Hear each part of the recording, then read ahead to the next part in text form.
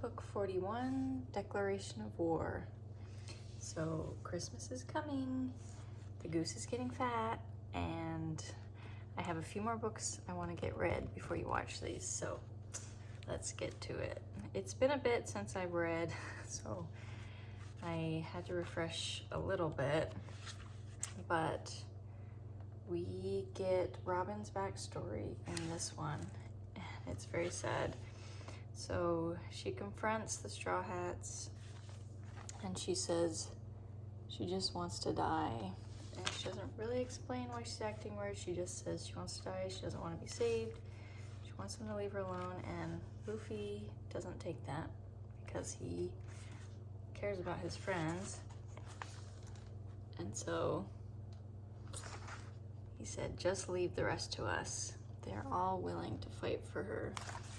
She still doesn't believe them, so go back and forth, get to the backstory of when she was a little child, and she was a archaeologist even back then. She studied, she wanted to be like her mom.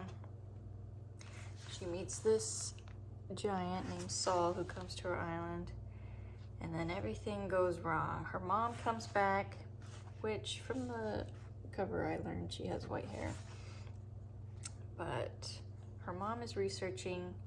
There's 100 years of history that nobody knows about. They don't know what happened, but that's forbidden to learn. So she's being chased, and then the Navy comes, and they don't like archaeologists, they don't like scholars. So everyone who researches or has been studying this, they want to destroy them. So they burn the library. It's like the Library of Alexandria. They burn it, and in very tearful reunion, Robin does get to see her mom. It's very sweet, and her mom tells her, live, Robin, which is really sweet. I think, I will admit, I cried the most reading this book out of all of them so far. I just really like Robin a lot. And so she's the only one that survives this encounter. The ice guy lets her live, and she grows up doing different jobs for people, but her giant friend Saul told her to laugh when things are hard, so she tries to keep doing that. And then it goes back to the present, and she finally explains she doesn't want to feel like a burden. She doesn't want them to betray her someday. And then the bad guy, he points to the flag and says, do you see what this represents? The unity of more than 170 nations allied across the 4 seas in the Grand Line. It represents the world. Do you understand the sheer power of the organization that is after this one woman? And so Luffy's not taking that, so he tells Usopp or Sniper King to burn the flag. They'll do anything to help Robin. So that's the declaration of war. So now the Navy's gonna hunt them even more. And Luffy says, say that you want to live. And so a flashback. I'm sure this looks really cool in the anime. But Robin says she wants to live. I love full circle storytelling like that. Let's go.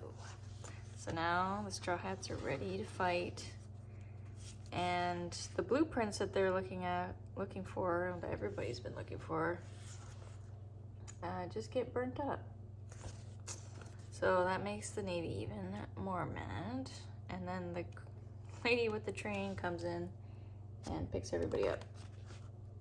So we'll see where they're going.